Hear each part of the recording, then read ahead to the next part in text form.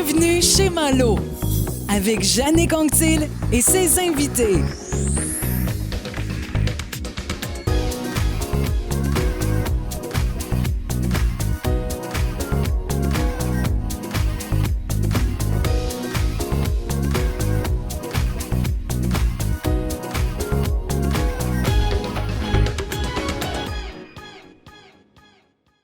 Alors, bonjour tout le monde, bienvenue chez Malo, c'est le cas de le dire pour ce deuxième épisode. Très content de vous retrouver encore une fois. Merci d'avoir été aussi nombreux lors du premier épisode qui était cette fois-là en direct. Au moment où vous allez voir ceci, bien, ça a déjà été tourné. Nous amorçons la 6e semaine de confinement et mes invités du jour ont plusieurs choses en commun. D'abord, j'ai eu le privilège de croiser leur route alors qu'ils ont suivi ici chez Communication Jean Malo une formation sur l'art de prendre la parole en public il y a déjà quelques années. Mais ce qu'ils ont en commun par-dessus tout, c'est qu'ils consacrent leur vie au hockey. Qu'ils soient entraîneurs ou joueurs, ben, c'est le cœur de leur vie. Et j'avais le goût de les recevoir aujourd'hui pour savoir comment ça se passe actuellement alors qu'on amorce cette 6e semaine de confinement. On fait quoi quand on ne peut pas vivre notre passion? Alors, je vous les présente, je les intègre tout de suite, en espérant qu'on va les voir. J'essaie de le programmer pour qu'on voit tout le monde en même temps. Alors, je vais y aller par du plus vieux au plus jeune. On va le dire comme ça va trahir un peu votre âge. J'accueille tout d'abord l'entraîneur Jude Vallée et je vous le présente. Un CV très chargé, gaspésien d'origine, diplômé à l'Université de Sherbrooke en enseignement, en éducation physique et à la santé. Il est entraîneur depuis très longtemps et lorsque je l'ai rencontré, j'ai compris pourquoi. Il a été derrière le banc des cantonniers de Magog dans la Ligue de hockey midget 3A du Québec. Il a également sévi avec les Cougars du Collège Champlain au collégial. Dans la Ligue de hockey junior majeur du Québec, 2 passages, d'abord avec les Tigres de Victoriaville et il fut le premier entraîneur de l'histoire de cette concession qui est le Phoenix de Sherbrooke. Et depuis 3 ans, il est entraîneur des Aigles Bleus de l'Université de Moncton, dans une ligue où, il va me corriger si je me trompe, mais il a décroché en 2019 le titre d'entraîneur de l'année. D'ailleurs, entraîneur de l'année, c'est un titre qu'il a décroché à plusieurs reprises, peu importe où il est passé. Alors, Jude Vallée, bonjour. Bonjour. Comment ça va? Ça va très bien, merci. Ça va bien. Là, vous me parlez de quel endroit? Là, je suis à Shediac présentement. C'est à peu près à 15 minutes, si on veut, de Moncton. C'est un bel endroit au Nouveau-Brunswick. Je suis à 2 minutes de la plage derrière chez nous. Je suis dans un petit chalet sur le bord de l'eau. Puis, c'est une des plus belles plages au Canada, là. Donc, on est très chanceux de où on est présentement, malgré avec la situation où on essaie d'aller prendre des marches et tout ça là, pour en profiter. Bien, on va revenir sur la situation tout à l'heure. Alors, un Gaspésien d'origine, ça a besoin de la mer pas trop loin pour être capable de rester en vie, j'imagine. Exactement, oui. Merci. Mon deuxième invité, natif de La Chute, est un défenseur au hockey. Il a joué presque tout son hockey junior avec la formation du Phoenix de Sherbrooke, dont il a même été capitaine, avant de compléter son stage junior avec les Highlanders de Charlottetown.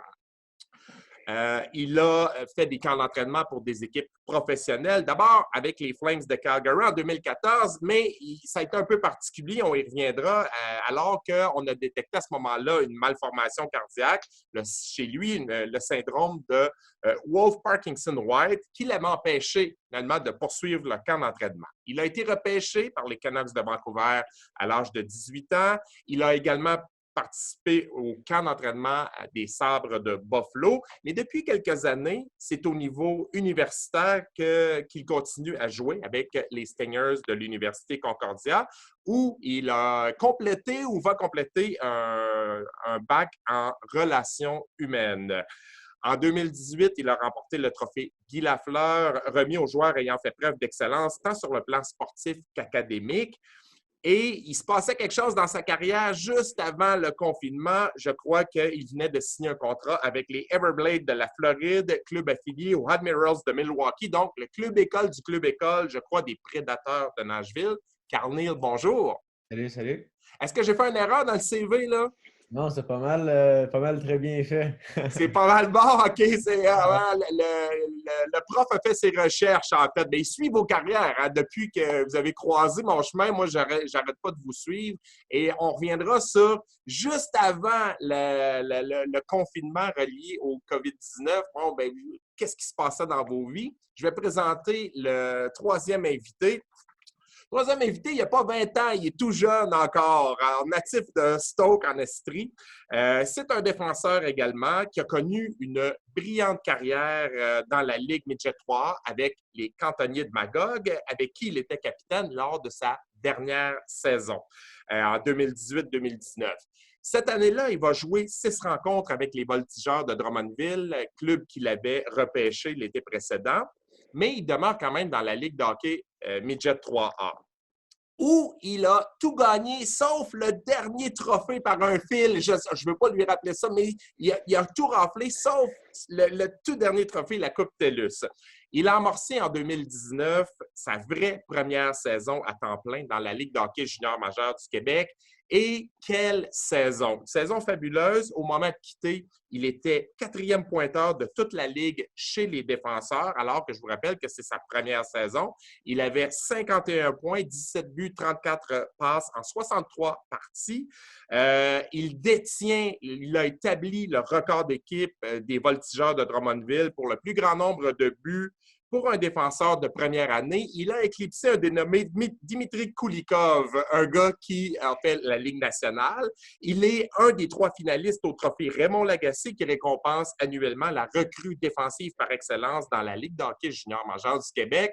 Alors, une saison bien remplie. Jacob Dion, bonjour. Salut, Jannick, ça va bien? Ça va bien. Messieurs, on va se tutoyer, on va régler ça tout de suite. On n'est pas à Radio-Canada, donc on a le droit de le faire et on ne fera pas croire qu'on ne se connaît pas. Très content de vous avoir ici. D'abord, qu'est-ce qu'on fait lorsque notre vie est consacrée au hockey et que là, on ne peut plus jouer au hockey, on ne peut plus être entraîneur au hockey? Je vais commencer avec Jude qui, à Moncton. Et toi aussi, je ne sais pas où en était ta saison lorsque le confinement a été imposé. Est-ce que vous aviez complété votre saison universitaire? Nous, oui, c'était terminé. D'ailleurs,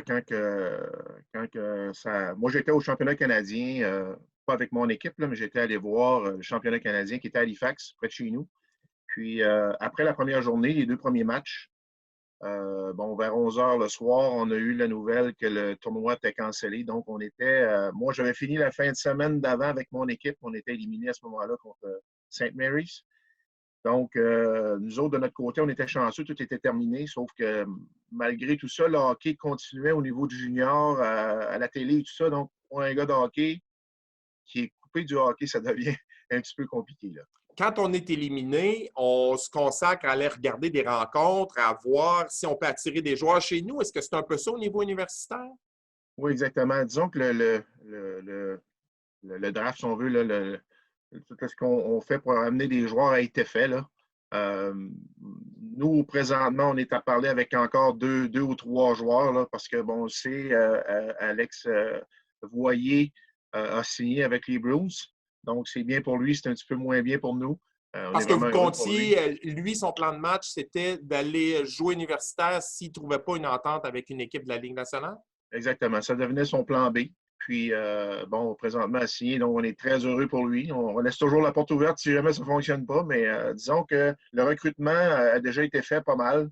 Nous, ce qu'on était à faire, aussitôt que, comme tout entraîneur, quand ta saison finit, le lendemain, c'est la première journée de la prochaine saison. Donc, on est présentement à travailler sur la structure, à travailler sur le système. Bon, j'essaie, maintenant, on peut avoir des vidéos avec la Ligue nationale, les coachs de la Ligue nationale présentement. J'écoute beaucoup de vidéos de conférences des coachs de la Ligue nationale. Donc, on essaie de préparer. On est en train de préparer notre saison pour l'année prochaine. Puis, fait que de ce côté-là, là, au niveau hockey, c'est vraiment ça qui se passe pour nous là, présentement. Là. Alors, tu as gardé la routine que tu aurais eue pratiquement s'il n'y avait pas eu de confinement. L'exception, c'est que tu ne peux pas voir de match en direct. Exactement. On est à la maison. On est tout le monde à la maison. Les règles sont les mêmes ici au Nouveau-Brunswick qu'au Québec. Ce qu'on essaie de faire, moi, c'est sûr que ça te donne un petit peu plus de temps pour prendre soin de toi. Donc, prendre soin de soi. Fait que j'ai, recommencé l'entraînement, puis des marches à tous les jours. Je me suis fait une cédule qui fait que mes journées passent quand même assez vite, puis je garde un lien aussi avec mon monde, là, les autres entraîneurs, puis mon staff, puis mes joueurs. Donc, on essaie de garder un lien, continuer à essayer de progresser pour améliorer encore les Aigles. Est-ce que les joueurs complètent leur année d'études à distance actuellement à Oui, l'Université de Moncton? exactement. C'est le même principe qu'au Québec. Là. Disons que c'est drôle parce que quand ils nous ont dit, ils ont dit aux joueurs, à tous les étudiants qu'il y aurait 2 semaines d'arrêt. Puis après ça, ça recommencerait sûrement l'école. Tout le monde est parti pour le Québec. Les joueurs du Québec qui sont ici sont partis pour le Québec, sauf que on sait ce qui est arrivé 2 ou 3 jours plus tard. Ils ont annoncé que l'université se ferait maintenant en ligne. Oui. Donc, ça a été compliqué un petit peu pour nos joueurs qui étaient déjà rendus au Québec, les problèmes pour en revenir et tout ça. Ça a causé des petits problèmes, mais là, présentement, tout le monde finit en ligne. Là, donc, il ne devrait pas avoir de problème pour finir le cours. OK. Alors, très bon. Vous prévoyez reprendre débuter la saison quand? Parce qu'on est dépendant un peu de la santé publique. C'est pareil au Nouveau-Brunswick, tu l'as mentionné. Théoriquement, ça débute quand? Théoriquement, ça débute, nous, à fin août. On n'a pas le droit d'embarquer sur la glace avant le 4 septembre. Il y a des ligues. Notre ligue, c'est les règles au niveau de notre ligue. OK. Donc, on est à faire des suivis des joueurs par rapport aux entraînements pendant l'été, puis à travailler, comme je vous disais, là, à améliorer notre structure au niveau de l'organisation, puis au niveau de l'environnement aussi, parce que on a refait en neuf là, les 3 dernières années beaucoup ce qui s'est passé dans notre chambre, au niveau du gym et tout ça. Donc, pour nous, c'est un travail continuel. On espère que ça va partir dans les temps prévus, mais avec ce qui se passe, nous, de notre côté, au niveau de notre ligue, au niveau du sport, on n'a pas eu nécessairement de nouvelles encore de dire que ça serait repoussé ou je pense qu'ils attendent un petit peu de savoir ce qui va se passer avec toute la situation. C'est un petit peu le même principe, je pense, pour toutes les ligues, là, que ce soit le junior ou le professionnel. Ça va être on est dans l'attente. Je cède la parole à un joueur, Jude, qui a joué pour toi, en fait. Étais-tu encore là quand il a été capitaine du Phoenix de Sherbrooke? Oui, monsieur, c'est moi qui l'ai nommé. Oh, OK. Alors, la relation doit être bonne. On va le dire comme ça. Je vois de grands sourires. Hey, les gars, vous avez appris à sourire. Là, le coach en communication est vraiment fier. Alors, Carl Neal, quand j'ai regardé ton parcours, puis on s'était parlé avant les fêtes même, mais à ce moment-là, tu n'avais pas signé d'entente avec une équipe affiliée à une équipe de la Ligue américaine. Là, je me disais, c'est comme si le gars avait eu un morceau de gâteau dans la bouche puis on lui a enlevé juste avant qu'il puisse mordre dedans. Qu'est-ce qui arrive avec ce contrat avec les Everblades de la Floride? Dans le fond, j'avais juste signé comme 5 games avec eux autres. Un essai. Ouais, pour comme négocier après avec Milwaukee ou eux autres, dépendamment de comment les 5 games seraient allés. Fait que c'est ça. Moi, je suis descendu là-bas, c'était le mercredi. Resté à l'hôtel, puis j'ai rejoint l'équipe le jeudi sur la route en Caroline du Sud.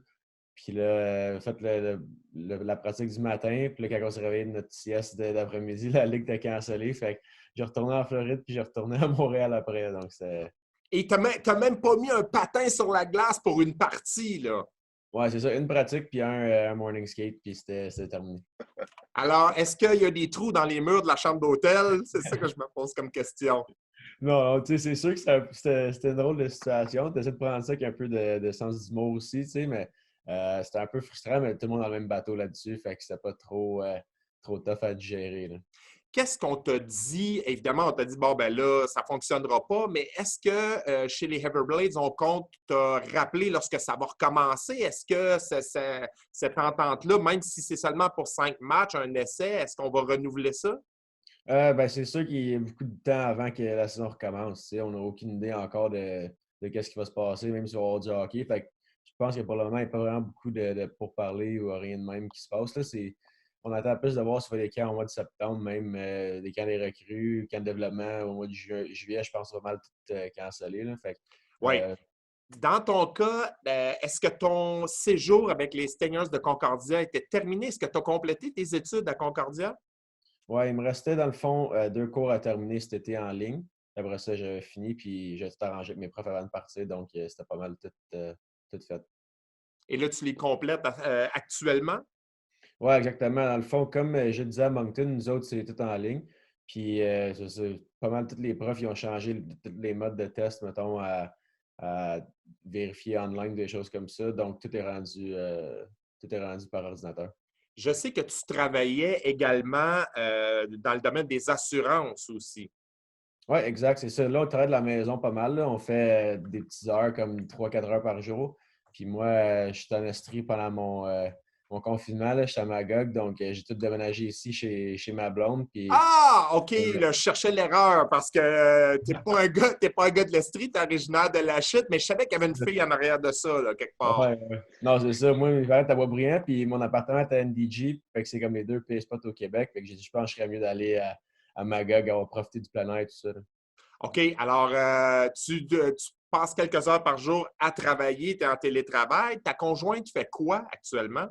Elle est encore aux études à Concordia. Fait qu'elle aussi a fini son diplôme de biologie. Puis après ça, elle va avoir. Je pense qu'il reste une session. Là.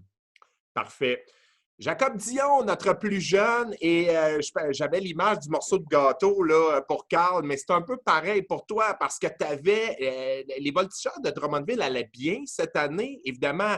Un peu dans l'ombre du Phoenix qui a tout raflé, qui était la meilleure équipe au Canada. Mais dans ton cas, tu avais une saison de rêve. L'entraîneur Hartley te faisait grandement confiance, même si tu étais un défenseur recru. Tu as éclipsé un record. Tu as été joueur du mois, je pense, à une ou deux reprises. Et là, tout s'arrête du jour au lendemain. Alors, tu es retourné chez vous à Stoke, en fait, à la maison familiale. Oui, exactement. Je suis revenu à Stoke. J'ai pas eu à faire tant de routes que ça. Écoute, je suis chanceux que la maison est quand même proche de Drummondville, mais ouais, je suis revenu à Stoke en compagnie de ma famille, mais on se comporte bien, fait que c'est plaisant. Là. Mais là, au moment où ça a arrêté, il restait quelques rencontres à la saison régulière et j'imagine que tous les joueurs regardent le classement en disant qui on va rencontrer en première ronde parce que vous étiez pratiquement assuré de faire les séries dans votre cas. Là. Ouais, on regardait ça quand même gros. Écoute, on n'était pas supposé avoir une saison comme on a connu. Il y a certains spécialistes qui nous étaient derniers dans la ligue. On a montré que finalement, on était une bonne équipe, qu'on a bien travaillé sans pour autant avoir de super vedettes comme certaines équipes pouvaient avoir. Mais c'est sûr qu'on regardait pour les playoffs. On aurait aimé ça pour aller jouer comme n'importe quelle équipe au Québec. Mais avec ce qui s'est passé, on s'est dit qu'on a quand même fait écarter des yeux dans toute la ligue. Puis au moins, on est fiers de ça. Là. C'est vrai, ça a été vraiment une équipe surprise. Puis j'ai une anecdote là-dessus, c'est qu'à un moment donné, je ne me souviens pas à quelle date, mais tu es venu jouer au Palais des Sports de Sherbrooke. Alors, je suis allé te voir jouer et le Phoenix de Sherbrooke n'avait pas subi une seule défaite en temps régulier à ce moment-là. Et la saison était très avancée. Vous êtes venus les battre. En fait, vous êtes toujours les petits pas fins de Drummondville qui venaient nous faire mal. Et puis Jules va pouvoir peut-être le dire, c'était une grosse rivalité avec Drummondville. Mais là, vous les avez battus et moi, j'étais un peu divisé parce que j'applaudissais Jacob Dion, mais en même temps, je suis un gars de Sherbrooke. Alors là, c'était toute une victoire à ce moment-là parce que première défaite du Phoenix à domicile qui avait une saison de rêve. On était content de les battre. Ben, surtout moi, en plus, là, je suis un petit gars de Sherbrooke. T'as marqué? Ouais, j'ai marqué un peu ce game-là. Puis on a réussi à battre la première équipe dans la ligue chez eux qui n'avait pas perdu encore. L'équipe, on était content, mais moi, je pense que je l'étais encore plus que tout le monde. Là. Oui! Ça paraissait dans le non-verbal aussi, d'ailleurs. Alors, et quand on joue devant sa famille, quand on joue devant une équipe qui aurait dû nous repêcher, mais qui ne l'a pas faite, en fait. Alors, message. Mais et j'ai une pensée pour l'organisation du Phoenix de Sherbrooke qui ont tout misé sur cette saison. Jocelyn Thibault qui a fait de bonnes transactions à la date limite et qui était probablement sur le point de tout rafler, de monter vraiment jusqu'à probablement à la finale, on ne sait jamais, mais qui a tout misé et qui là n'a plus de choix de repêchage ou beaucoup moins de choix de repêchage, mais qui en plus n'aura pas le plaisir de vivre des séries éliminatoires. Puis les gens de Sherbrooke qui ont été tellement patients. Dans le cas de Carl et de Jude, vous avez connu les années excessivement difficiles parce que c'était début d'une concession, c'était pas facile, mais là, enfin, les propriétaires touchaient au but et encore une fois, ils n'auront pas le plaisir de vivre ça. Et je regardais les journaux aujourd'hui, on disait dans la Ligue d'hockey junior majeur du Québec, évidemment, on ne le sait pas. On ne sait pas ce qui va se passer parce que est-ce qu'on va recommencer en septembre ou en janvier? Et là, janvier commence à être un scénario qui circule parce que les activités où on va déplacer énormément de gens, c'est pas ça qui va revenir en premier là, dans notre vie courante. Au hockey universitaire, Jude, d'abord, comment vous voyez ça? Aviez-vous beaucoup de spectateurs à vos rencontres habituellement? Ben nous, là, cette année, ça jouait entre 600, 8, 7, 6, 7, 8, 900 tout le temps. Là. Oh, quand On même! avait quand même des bonnes foules. Là. Mais tu sais, c'est sûr que nous, je ne sais pas de quelle façon, c'est sûr que le hockey universitaire est moins un petit peu business que le hockey junior peut être. Mais juste pour revenir sur Sherbrooke, si je peux me permettre pour le Oui. Phoenix, là, que je connais bien. Moi, tantôt, tu disais qu'ils ont tout mis pour pouvoir avoir une bonne formation. Je pense qu'ils vont être très bons encore l'année prochaine. Si on compare avec Moncton, si on compare avec l'équipe de Chicoutimi, qui, eux, ont une équipe complètement détruite, va être en reconstruction totale. Sherbrooke va être une très bonne équipe encore l'année prochaine. Donc, je pense que Jocelyn a fait une job incroyable de ce côté-là pour pouvoir avoir une continuité. Là. Donc, c'est pas perdu. Je pense peut-être que le chemin va être un petit peu plus dur parce que les sections vont être plus difficiles l'année prochaine. Mais ça reste que c'est encore un club qui est très, très bien préparé. Et en passant, je veux féliciter aussi Stéphane Julien. Je pense qu'avec son staff, là, JC, puis je pense qu'ils ont fait un travail incroyable. Je suis convaincu. Je pense qu'il mérite amplement que Stéphane va avoir l'entraîneur de l'année aussi. J'y souhaite en tout cas parce qu'il a fait vraiment, vraiment un bon travail. On dirait qu'ils sont quand même sous-évalués parce que je regardais même Jocelyn Thibault comme directeur gérant. Tu sais, ça devrait aller de soi, mais on dirait que beaucoup de gens ne les voient pas comme directeur gérant de l'année ou entraîneur de l'année. Je n'ai aucune idée pourquoi. Une chose est certaine, c'est que Jocelyn Thibault, au-delà d'être un directeur général, c'est un propriétaire et un propriétaire qui n'a jamais fait un sou de profit depuis le début de la concession. Là.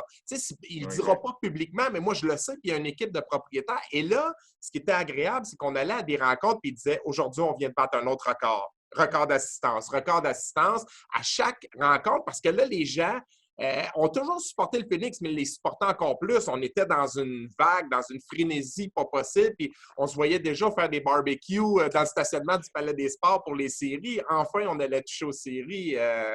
Carl, est-ce que tu suis un peu comme tu es maintenant à Magog, est-ce que tu suivais un peu le parcours du Phoenix de Sherbrooke cette année? Ouais, depuis que moi je suis parti, je fais toujours le Phoenix à toutes les années. Puis c'est sûr que cette année, j'étais quand même excité d'aller voir des games puis aller voir les games de playoff tout ça. Là, mais je peux même pas croire comment que les gars ils sentent comme Jacob puis tous les gars juniors que c'est eux leur parcours. Il n'y en a pas beaucoup de juniors, ça passe vite. Fait que c'est sûr que tu as la chance, surtout pour les 20 ans, de comme voyer puis les gars de même, tu te sens mal pour eux autres, tu sais que ça finit comme ça, mais il n'y a pas grand-chose qu'on peut faire. Là. Ben oui, j'étais très content de voir que le jeune Voyer a signé une entente parce que c'est un gars qui a vraiment un beau parcours, un gars qui a du cœur à l'ouvrage, mais et le Phoenix, qui est une organisation qui avait beaucoup de classe. Moi, je me souviens, les 20 ans recevaient un cadeau, avaient droit au tapis rouge à la fin du dernier match de leur dernière saison, mais là, ils allaient connaître des séries. Puis les joueurs de hockey, vous êtes là, la saison régulière, c'est bien beau, mais vous êtes là pour les séries, même le personnel d'entraîneur aussi. Là. Alors, dans votre cas, ça aurait été agréable. Jacob, ben, tu vas connaître une autre saison, c'est sûr, parce qu'elle va recommencer un jour. Là, la prochaine saison elle va avoir lieu, on ne sait pas encore à quelle date. Mais toi, il te resterait une ou 2 années junior. Oui, il me resterait peut-être mes 19 et mes 20 ans après. Là. OK. Comment tu as trouvé ta première saison? Difficile de dire que tu n'as pas aimé ça? Ouais, c'était vraiment le fun de pouvoir opter pour vrai aux juniors. Tu l'as mentionné tantôt, j'ai fait quelques games la saison précédente, mais là, j'ai réussi à avoir une saison presque complète là, avec la fin de la saison. Mais j'ai vraiment aimé ça. Le junior, c'est différent du midget, mais je trouve que c'est encore plus le fun. C'est complètement différent, mais pouvoir goûter à du hockey comme ça, c'est avec le calibre de jeu qu'on avait. Écoute, en début de saison, ça a été bien. Je me suis amélioré tout au long de la saison. J'ai réussi à m'améliorer dans cette ligue-là pour montrer que j'étais capable de jouer d'un bon joueur de cette ligue-là. Alors, j'ai vraiment adoré mon parcours, mais je pense que ça fait juste commencer. Là. Ben oui, alors il faut le voir de cette façon-là. Maintenant, les gars, je veux qu'on parle de comment on joue quand on n'a pas la rondelle. On va le dire comme ça présentement parce que là, vous ne jouez pas, vous êtes inactifs et vous ne pouvez pas arrêter. Je lisais sur les réseaux sociaux des publications qui disaient remettez vos jeans là, parce que les culottes de jogging, c'est traître à un moment donné sur la ligne. Il y en a qui vont se rendre compte qu'à la fin du confinement, ils vont avoir pris pas mal de poids. Jude, comme entraîneur, comment on motive ces joueurs? Parce que tu gardes le contact avec eux. Eux, ils avaient terminé de toute façon, mais ils doivent se présenter en bonne forme au camp d'entraînement, peu importe à quelle date ça va avoir lieu. Nous, présentement, il y a deux situations. De un, on a eu une bonne fin de saison cette année. Il y a eu une belle progression. Moi, depuis les 3 ans, là, cette année, on a comme vraiment monté d'un niveau encore. Puis, en tant qu'organisation, de la façon qu'on a fini, de la façon que les gars se sont présentés, de la façon qu'on a travaillé, ce qu'on a dégagé aussi comme organisation, a fait que tout le monde est motivé pour l'année prochaine. De l'autre côté, notre recrutement était bon cette année. Donc, ça motive les gars qui restent. Fait que pour moi, là, ça n'a pas été compliqué. Même dans le confinement, les gars m'ont contacté, je dirais, je pense que tout le monde m'a contacté là, pour savoir, on peut-tu aller chercher des poids à l'aréna? Je pense que tout le monde est déjà à la tâche. Parce que nous, OK. la façon qu'on fonctionne, je ne sais pas si Carl, c'était de la même façon, mais moi, quand la saison finissait, je donnais 2 semaines à mes joueurs, puis après ça, on recommençait l'entraînement. Ça devient un été qui est quand même long, mais le hockey universitaire, même si ce n'est pas beaucoup de matchs, c'est très, très intense. Quand on rentre les études avec ça, faut être quand même en très bonne forme. C'est une ligue d'hommes. Donc, mais de mon côté, les gars ne sont pas durs à motiver présentement. Là. Il y a vraiment une bonne vibe, là, une bonne vibration.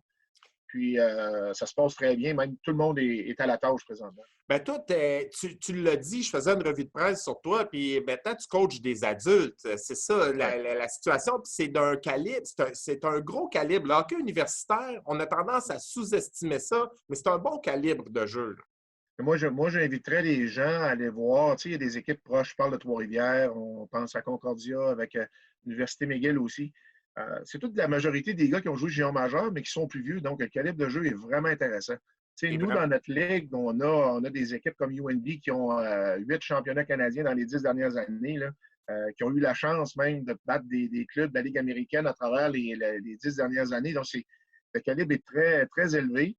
C'est des hommes, c'est des gars de 21. Cette année, j'avais un gars de 27 ans dans mon équipe. Donc, c'est complètement différent.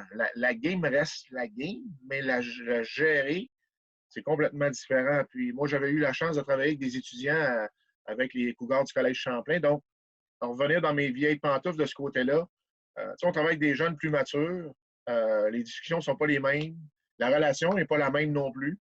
Puis, c'est tellement intense, Carl peut le dire aussi, c'est 30 matchs. Donc, quand tu embarques sur la glace, tu as hâte de jouer, tu as faim. Tu as faim de gagner, tu as faim de jouer des matchs. Parce que tu n'as pas c'est 2 matchs par semaine, parfois pas du tout. C'est la majorité du temps 2 matchs par semaine, mais la saison commence plus tard un petit peu. Puis, on a un bon break à Noël aussi. Donc, c'est vraiment fait pour les étudiants. C'est bien fait de ce côté-là. Mais ça reste que c'est quand même intense parce que même les matchs hors concours, moi, je me souviens, mon premier match hors concours, j'ai fait « wow ». Si c'est ça le pace, la vitesse et tout ça, l'intensité pendant les matchs, ça va être une belle ligue. Puis effectivement, c'est toujours à fond. Là. Quand je regarde ton parcours, je disais d'entrée de jeu que j'ai compris quand je t'ai rencontré pourquoi tu es un entraîneur. Parce qu'il y a 2 mots, moi, qui me viennent à l'esprit quand je pense à toi, c'est adaptation et enseignement. Adaptation parce que tu as vraiment été à tous les niveaux de hockey. Et enseignement parce que j'avais été vraiment pas surpris, mais j'ai découvert à quel point tu étais un bon pédagogue lorsque tu es venu suivre la formation d'abord sur l'art de prendre la parole en public chez nous. Ça prenait énormément d'humilité pour dire, moi, je suis l'entraîneur du Phoenix de Sherbrooke, je vais aller suivre une formation avec mes joueurs, parce qu'il y avait 3 joueurs dans ce groupe-là. Et là, tu étais au même niveau que tes joueurs. Le directeur gérant était là également. Il y avait la directrice des opérations. Mais quand tu faisais des exposés oraux, peu importe de quoi tu parlais, tu avais cette capacité pédagogique vraiment de pouvoir transmettre de l'information pour la rendre intéressante. Et ça j'imagine que ça te sert beaucoup au niveau universitaire aussi. Là. Oui, bien, je te remercie premièrement. C'est gentil ce que tu viens de dire. Écoute, en tant que personne, moi, j'ai toujours voulu m'entraîner, m'améliorer comme entraîneur. Puis, tu sais, quand ça a terminé avec le Phoenix de Sherbrooke, je voulais continuer dans le hockey, c'est sûr et certain. Tu sais, c'est quelque chose qui me passionne. Puis je me souviens d'avoir été travailler avec Jacob au niveau du midget espoir. Fait que pour moi, là, comment je dirais, on a beaucoup de choses à améliorer. C'est une job, des fois, que les gens vont penser que, bon, on embarque sur la glace, on s'amuse, là, mais il y a beaucoup de psychologie, grand frère, t'es père, t'es quasiment mère, à un moment donné, t'es quasiment agent aussi. Tu as beaucoup de chapeaux à avoir. Puis ça, là, c'est vraiment les relations humaines. C'est tellement difficile d'être à l'affût de tout le temps. Qu'est-ce qui se passe? Parce que les générations changent. Puis, écoute, l'adaptation, il faut que tu la fasses. Sinon, si tu ne la fais pas, tu vas partir. Donc, c'est une nouvelle génération, c'est une belle génération. C'est complètement différent de comme c'était avant. J'ai été un coach un peu, qui vont dire très intense. Un peu plus mordant, on va le dire. Oh, oui, exactement, mais il faut s'assagir avec le temps. Puis, il faut garder une drive quand même, mais la changer. Et moi, ça me passionne. Tu sais, je lis beaucoup. Tu sais, on avait parlé là, déjà dans le cours. Je lis encore beaucoup de livres sur le cheminement personnel, puis la motivation. Puis là, j'ai plus de temps pour lire, donc c'est intéressant. Et j'essaie de m'améliorer, puis je suis bien entouré ici. J'ai vraiment un groupe de personnes vraiment incroyables, des gens qui ont beaucoup de vécu. Puis je me suis fait un réseau de mentorat, puis j'en avais un à Sherbrooke, je me promenais beaucoup à travers ça. J'en ai un ici aussi. Je n'hésite pas. Toutes les semaines, j'ai quelqu'un à rencontrer. Même encore, je le fais par téléphone, je le fais par vidéo. Mais c'est important pour moi, c'est ça qui me nourrit parce que comme entraîneur, on n'a pas beaucoup de tapes dans le dos. Là. C'est souvent, c'est pas assez. C'est toi qui dois te donner des tapes dans le dos, mais toi, tu n'en reçois pas vraiment. Bien, exactement. Ça devient difficile comme entraîneur. Fait qu'il faut aller chercher une motivation. Fait que moi, je passe beaucoup de temps sur YouTube à chercher, aller chercher des vidéos de motivation, des speeches, des gars qui vont m'inspirer. Et ça sert à tes joueurs parce que c'est le genre de choses que t'aimes apprendre, t'aimes le transmettre également. C'est ça un pédagogue. Là. Exactement. Carl, là, mi-vingtaine ou presque, t'es rendu à quel âge, Carl? 23. 23 ans. Oh mon Dieu, ils sont tout jeunes encore. Là, être confiné avec sa blonde à 23 ans. On a-tu la tête à l'entraînement dans ce temps-là? On fait quoi pour se garder en forme? Parce que toi, ton rêve de jouer professionnel au hockey, tu n'y as pas renoncé. Et il y a des joueurs, on a de beaux exemples de joueurs qui ont commencé sur le tard professionnel dans la Ligue américaine, sont restés là longtemps et finalement ont réussi à un moment donné à graduer. Alors, j'imagine qu'il faut se garder en forme physiquement, mais aussi mentalement. Oui, c'est ça. Je pense que tu l'as bien dit. Là, c'est plus garder en forme physiquement et mentalement. Le mental est un peu plus tough de ce temps-ci. Là. Mais non, c'est sûr qu'avec tout le monde dans le même bateau, je pense que moi, c'est même que je me motive parce que je sais que tous mes amis, ma famille sont dans la même place que moi aussi. Puis, tu sais, côté hockey, ça ramène tout le monde pas mal sur le même niveau. Ça va être juste qui va être le mieux préparé, mais que le hockey recommence. Fait que pour moi, c'est vraiment d'essayer de rester sur la tâche. Je suis en communication constante avec mon nutritionniste aussi pour être sûr que je mange des bonnes affaires pour pas que, comme tu disais tantôt, que faut que je mette des jogging en sortant. Là, fait que j'essaie de me garder en bonne forme. Puis c'est ça. Puis ouais, je me suis poussé à la barbe. Là. Je pense pas que ça va toffer jusqu'à la fin. Mais... Ah oui, mais on peut se faire croire qu'on est en série. On a une barbe des séries dans ce temps-là. Oui, c'est ça. Mais en tout cas, elle n'est pas très sharp. Fait que je pense qu'elle va partir après le confinement. Mais tu as toujours été un gars quand même positif. Au moment où tu as suivi ma formation en communication, tu étais dans le même groupe que Jude, mais vous aviez eu une saison catastrophique là, cette année-là. Mais c'était pas une surprise. Et tu n'avais pas eu, on va le dire, tu n'avais pas eu une bonne saison, mais l'année suivante, tu as rebondi vraiment. Puis c'est là que des équipes de la Ligue nationale se sont intéressées à toi, les Canucks de Vancouver, entre autres. Mais moi, je peux parler de Carl Neal, le compétiteur. Et quand on est un athlète, peu importe ce qu'on fait, on a cette rigueur. Puis à un moment donné, tu es un anglais, ta langue maternelle, c'est l'anglais. Donc le français, tu parles très bien français, mais c'était pas naturel. Ça venait pas aussi facilement. Et je me rappelle d'un exposé oral où ça avait pas bien été parce que c'était pas préparé. Et là, le coach se gêne pas pour dire, ben là, t'étais pas prêt.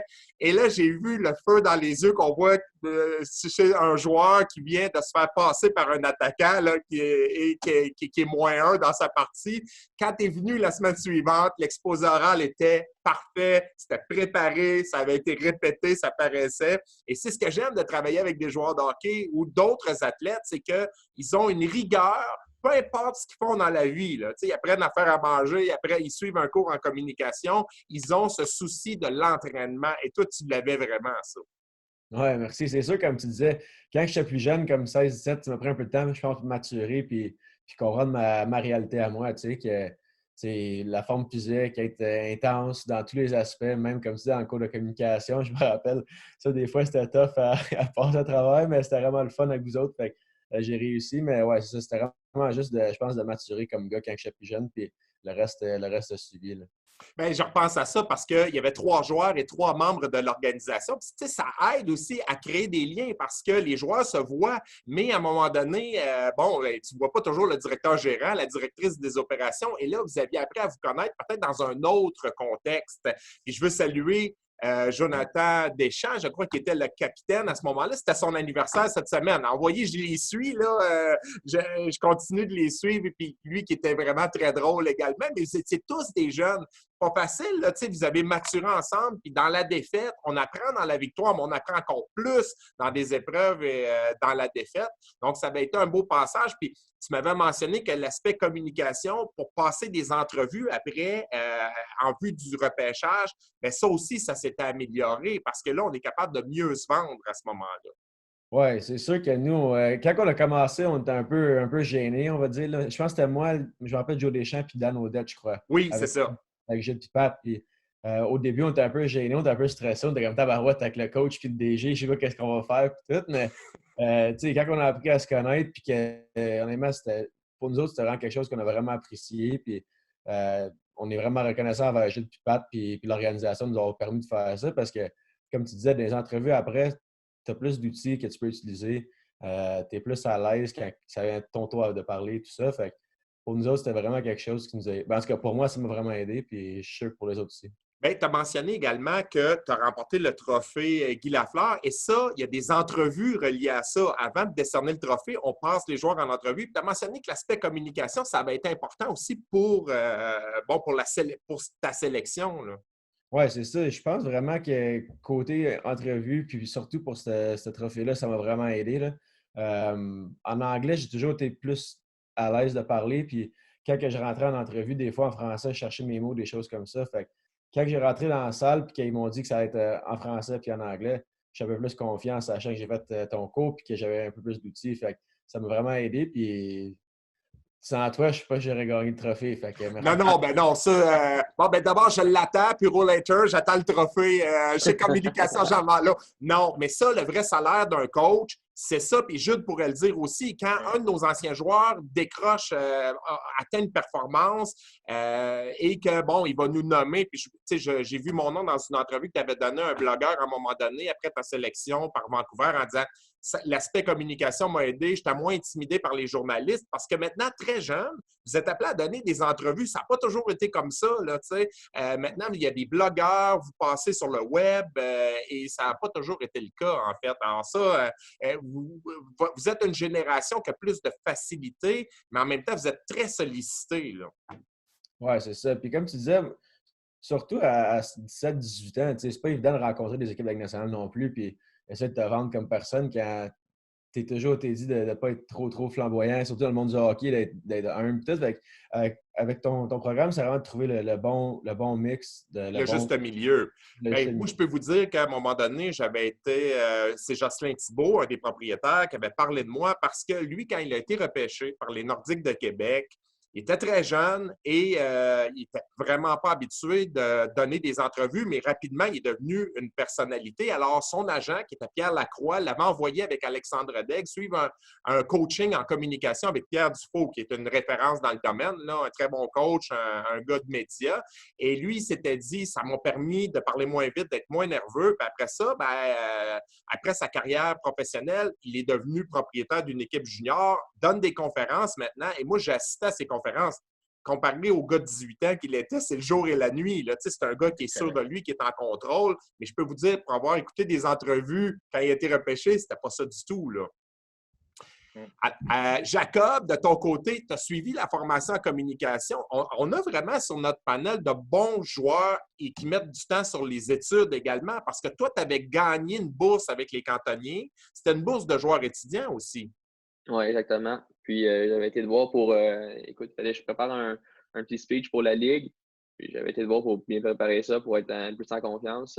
Puis ça passé avec la Ligue. Ça a bien été. J'ai pas gagné, mais en même temps, c'était une expérience. Puis, comme Carl le mentionnait, ça me sert encore aujourd'hui. Écoute, quand tu rencontres des équipes, les recruteurs rencontrent tellement des joueurs que si tu peux faire une petite différence, tu peux être un peu différent avec comment tu es sûr, comment tu parles peut-être pas mieux, mais que tu es plus en assurance. Puis, je pense que ça peut aider juste hors glace pour rencontrer les recruteurs, là. Tu avais gagné un montant d'argent, tu as pris le chèque, tu l'as endossé et tu t'es payé la formation que tu as suivie en plein été. Alors, on n'a pas tous, tout le monde n'est pas aussi gâté que l'organisation du Phoenix qui, elle, avait payé ça. C'est une formation qui vaut au-delà de 1 000 mais toi, tu t'étais payé ça et tu l'as suivi avec des gens, agents immobiliers, des gens, bon, des immigrants qui veulent parfaire leur français. Donc, tu baignais dans des adultes à ce moment-là. Ouais, c'est un milieu que j'avais pas vraiment touché, là. C'est du monde d'un peu partout dans la vie, mais ça a été vraiment plaisant. Je pense que ça a été un bon investissement là, avec le 1 000 que j'avais gagné avec les cantonniers. Mais ouais, c'est en plus comme une certaine expérience, là, et c'est du monde qui n'avait pas la même réalité que moi. Puis connaître ça, c'est juste un acte de plus Comment pour le tu réussir. comment tu t'entraînes, Jacob, actuellement? Parce que je connais la famille, je sais que maman fait de bons petits plats. Tu as une sœur qui travaille dans une pâtisserie également. Et ça, ça met à l'épreuve la volonté, là. Ouais, mais j'essaie de pas trop toucher à ce qu'elle fait, sérieusement, là. Une fois de temps en temps, mais pas plus que ça. Mais je suis chanceux ici, j'ai des bonnes installations pour m'entraîner, là. J'ai reçu mon programme d'été. Je pense que c'est l'été a juste commencé un peu plus tôt. Je fais ce que je pourrais faire, mettons, en gym, je le fais à la maison, là. L'Organisation des voltigeurs vous envoie un programme d'été. Est-ce que vous gardez contact avec l'entraîneur Hartley actuellement? Il nous a envoyé des choses à faire, des remerciements et tout pour la saison. Même le trainer de l'équipe, lui qui s'occupe de l'exercice physique, nous envoie des choses. Mais moi, je me suis concentré avec eux qui m'entraînent l'été, Fonction Optimum à Sherbrooke. Puis ils m'ont déjà envoyé des programmes, des choses à faire. Fait que mon entraînement est déjà commencé, là. Des camps de hockey, je sais que maintenant, ça n'arrête jamais le hockey. Jude, toi-même, tu donnais des cliniques de hockey. Jacob, Carl, vous en avez suivi. Comment vous voyez ça d'abord, Jacob, cet été? Penses-tu qu'il va y avoir quelque chose ou ça va être au point mort? Écoute, je pense qu'ils font un gros travail pour essayer d'arranger ce qu'ils pourraient faire. Comme ils nous donnent des programmes, ça c'est sûr, mais est-ce qu'ils vont pouvoir aller dans les gyms, aller sur la glace? Ça, je ne sais pas, puis je suis pas sûr qu'ils savent vraiment plus pour l'instant. Alors, écoute, ils nous ont envoyé des programmes pour le monde qui n'a pas d'installation, juste avec ton corps, ou d'autres qui, comme moi, qui ont la chance d'en avoir. Alors, je pense qu'ils font un excellent travail à ce niveau-là. Puis pour la glace, c'est pas facile. Moi, je me suis acheté des patins à roues alignées pour essayer de pouvoir patiner un peu quand même, malgré que c'est pas évidemment pareil, mais de pouvoir continuer à garder la forme, même de prendre peut-être un step sur ma condition que j'avais pendant l'année. Je pense que c'est ça que j'essaie de faire présentement, là. Parce qu'on a beau s'entraîner, puis on a beau se conditionner mentalement. Je sais, Jacob, que tu es un gars qui fait beaucoup de visualisation, que tu regardes énormément de rencontres. En tout cas, quand tu vas avoir terminé ta carrière de joueur, je ne peux pas concevoir que tu ne seras pas entraîneur parce que toi, tu regardes tellement de matchs pour regarder le jeu d'un et de l'autre. Tu es habitué de le décortiquer. Ça m'avait impressionné. Tu m'avais parlé de visualisation aussi, de te projeter, de te voir. Je sais que c'est plus à la mode maintenant. Quand on était jeune, ou quand j'étais jeune, je n'avais jamais entendu ce mot-là.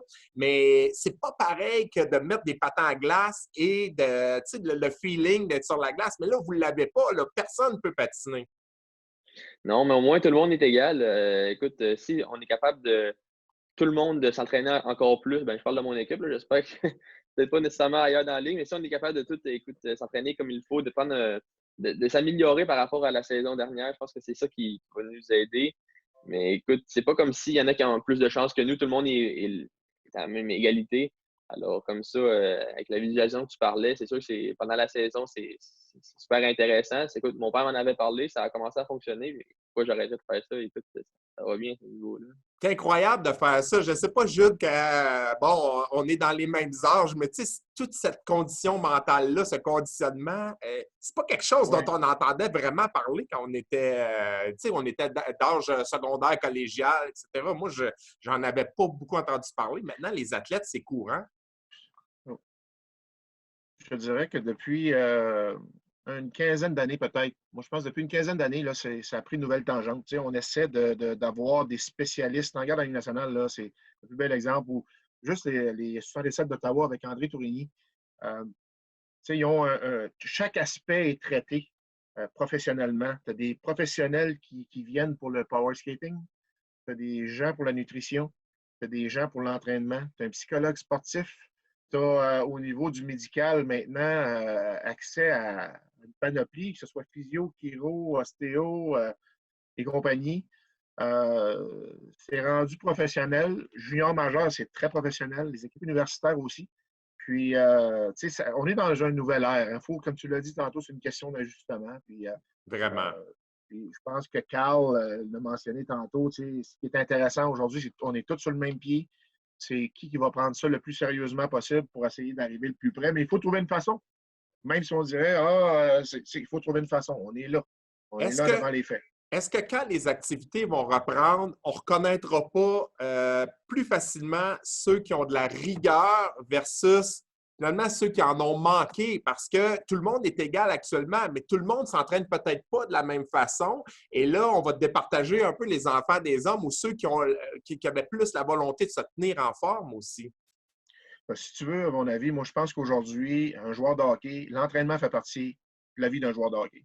Si tu n'as pas l'intention ou tu veux prendre du recul, c'est le jeune qui va payer. Je veux dire, tu ne peux plus te permettre aujourd'hui. L'entraînement, là, quand tu parles de jouer au hockey, l'entraînement physique fait partie de ça. Tu ne peux pas passer au côté. Si tu ne t'entraînes pas, tu ne suivras pas. Le hockey est rendu trop vite. Les gens qui s'entraînent avec des gens qui sont compétents. Ils maximisent vraiment le corps physique. Fait qu'une personne qui ne s'entraîne pas prend du recul, puis finalement, elle va payer pour ça. Vous allez probablement aborder le début de la prochaine saison de façon différente parce que les joueurs n'auront pas mis de patin ou n'auront pas mis un patin sur la glace pendant des mois, ce qui n'est jamais arrivé là, dans notre histoire à nous. C'est jamais arrivé. Alors, j'imagine que tu dois réfléchir à des scénarios sur comment débuter ça. Les joueurs vont peut-être être en forme, mais ce qu'on appelle la game shape ne sera pas nécessairement là. C'est pas pareil comme jouer.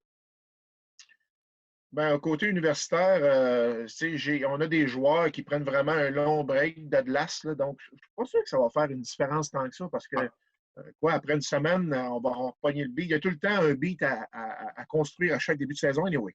La majorité des joueurs, bon, il y en a qui mettent beaucoup de temps, mais la majorité des joueurs vont garder une fois ou deux sur la glace pour juste garder le feeling, comme on dit.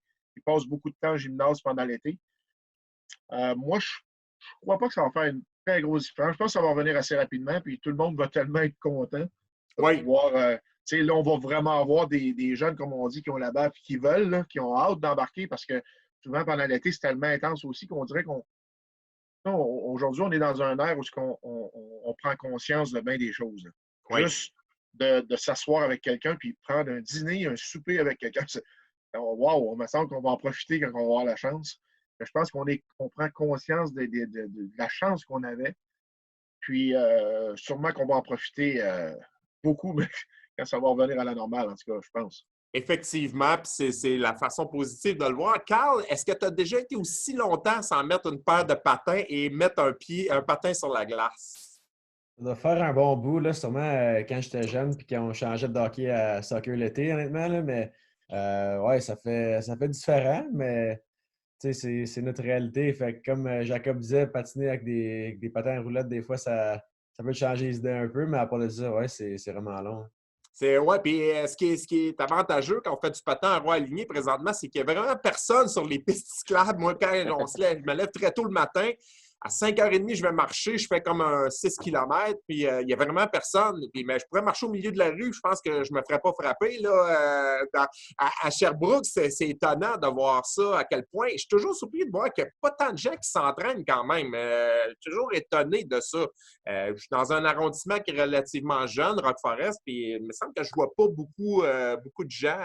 Alors, en tout cas, on va vous souhaiter, messieurs, que la vie courante reprenne le plus vite possible, que vous soyez entraîneur et vous, les joueurs, parce que c'est un peu votre raison d'être, jouer au hockey, et là, on vous prive de votre bonbon, en fait. Alors, je vais vous souhaiter que ça reprenne. Carl, je te souhaite vraiment que ça fonctionne avec l'équipe de la Floride. Pas désagréable de jouer en Floride non plus, si ça peut fonctionner. Puis après, si on peut intéresser éventuellement une équipe de la Ligue américaine, ben pourquoi pas, tu sais. Oui, merci beaucoup. Merci beaucoup. Merci d'avoir accepté l'invitation. C'est toujours un plaisir. Jacob, ben, je te souhaite de reprendre une saison, d'amorcer une deuxième saison avec les Voltigeurs de Drummondville, avec encore plus de succès que tu en as eu, vraiment. Je sais que lorsque tu as été repêché, il y a un dépisteur des Voltigeurs qui a insisté pour que le DG fasse une transaction et devance un choix. Je pense que c'est en 4e ronde, c'est ça? Oui, exactement. Oui. Alors, lui a insisté parce qu'il voulait vraiment te repêcher, que tu fasses partie de l'organisation. Mon Dieu, il doit être adulé, ce dépisteur-là, aujourd'hui, parce que ça a été vraiment un de leurs bons coups. Tu as été un des piliers de la brigade défensive qui était déjà quand même forte à Drummondville. Oui, bien, la saison dernière était extrêmement forte, mais cette année, on a eu beaucoup de jeunes. Il y a eu un joueur, en fait, qui a joué l'année passée dans la GMQ. Mais ouais, j'ai essayé de montrer à ce recruteur-là qu'il avait raison. Puis je pense que je suis en train de le prouver, là. Bon, ben c'est ça. Alors, mais on te souhaite que ça soit aussi bon lors de la prochaine saison. Jude, tu es encore sous contrat avec l'Université de Moncton. Je pense que tu as vraiment t'as retrouvé ta place. Avais-tu eu peur après la fin de l'aventure avec le Phoenix? Des fois, on est entre deux chaises, on est entre deux contrats. As-tu pensé à un moment donné que ça ne reviendrait pas? On y pense tout le temps. C'est une job où notre siège est éjectable. Donc, moi, je me considère chanceux aujourd'hui de vivre ce que je vis. J'ai re-signé pour un contrat de 4 ans. Donc, ça va me faire 7 ans ici. J'espère re-signer encore après parce que c'est une ligue vraiment incroyable. Écoute, on vit au jour le jour. On essaie de s'améliorer tout le temps. Puis, écoute, je tiens à te remercier de l'idée, l'initiative que tu fais parce que ça me donne la chance de voir Jacob, que ça faisait un petit bout que je n'avais pas vu. Puis d'avoir Carl, ben, c'est sûr qu'on avait tissé des liens ensemble. Là, je suis content aussi de son cheminement à l'eux deux, parce que c'est deux guerriers, deux personnes incroyables. Vraiment. Puis, vraiment, je tiens à te féliciter aussi, toi, parce que tu nous as aidés. Tu aides encore beaucoup de gens. Je pense que tu fais vraiment de bon travail. Puis, merci de m'avoir permis de connecter un petit peu avec la région de Sherbrooke. J'ai passé 30 ans, je m'ennuie, je veux pas mes amis et tout ça. Moi, j'espère avoir la chance de revenir cet été parce que nous, on s'est acheté une roulotte au camping Magog Offord.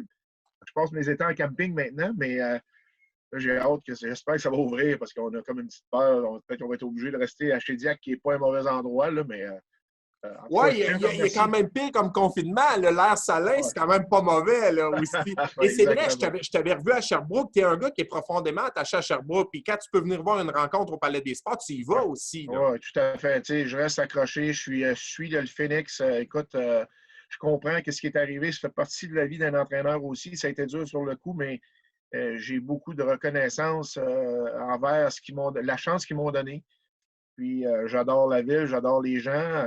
L'organisation de Sherbrooke, je savais qu'un jour, ça allait arriver, qu'elle allait gagner. Je suis vraiment content pour eux. C'est vraiment sincère. Ouais. Puis, en tout cas, je suis encore un Sherbrookeois dans l'ombre, c'est sûr. Et d'ailleurs, je veux saluer Pat Charbonneau, qui était le DG, que je rencontre régulièrement aussi au match parce qu'il est recruteur maintenant, je crois, pour les Maple Leafs de Toronto. Donc, je le vois constamment à Sherbrooke. Alors, c'est très, très agréable aussi. Ça fait partie de la vie, effectivement. Et c'est pas facile de devenir entraîneur dans une équipe d'expansion. On le sait qu'on va perdre notre travail à un moment donné.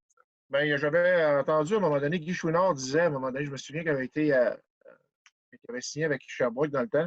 Il disait la première journée, c'est le début de la fin. Oui. C'est la première journée. Puis, tu vois, je jasais avec Carl Mallette, qui est le nouvel entraîneur à Victoriaville.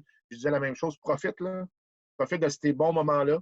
Parce que veux pas, plus ça va tous les jours, ça descend un petit peu. Ça fait partie de la job d'un entraîneur. Tu rêves de rester longtemps. Je pense qu'universitaire, on peut rester un petit peu plus longtemps parce que les attentes sont différentes, mais ça reste on est sur un siège éjectable, comme je disais tantôt, puis il faut vivre avec les conséquences. Parce qu'à ta première saison universitaire, ça n'a pas été une bonne saison. Tu as pris un champ de mine. Tu as rebâti ça parce que c'était un peu catastrophique, mais tu es devenu l'entraîneur de l'année par la suite. Alors, on peut connaître des creux de vague, mais on remonte. Puis, je trouve que tu inspires beaucoup ça. Ben, t'es gentil. Écoute, c'est très apprécié. J'espère que vous avez tous compris mon langage ce matin parce que je ne veux pas ici, le langage est un petit peu différent avec l'accent l'accent des Acadiens. Vraiment, vous avez tous un bon français. Vous avez de beaux sourires. Alors, on enseigne ici à dessiner des bonhommes sourires en haut de la première page. Ouais. Il y a juste notre premier ministre qui n'a pas à sourire présentement parce qu'il annonce rarement de bonnes nouvelles. Alors, c'est correct, mais il trouve toujours la façon, en fait, d'encourager les gens et l'aspect communication va être plus importante que jamais pour la suite des choses. Alors, messieurs, encore une fois, merci. Je vous souhaite un bon week-end. Puis, je suis certain que vous allez inspirer beaucoup de gens dans le monde du hockey. Merci beaucoup.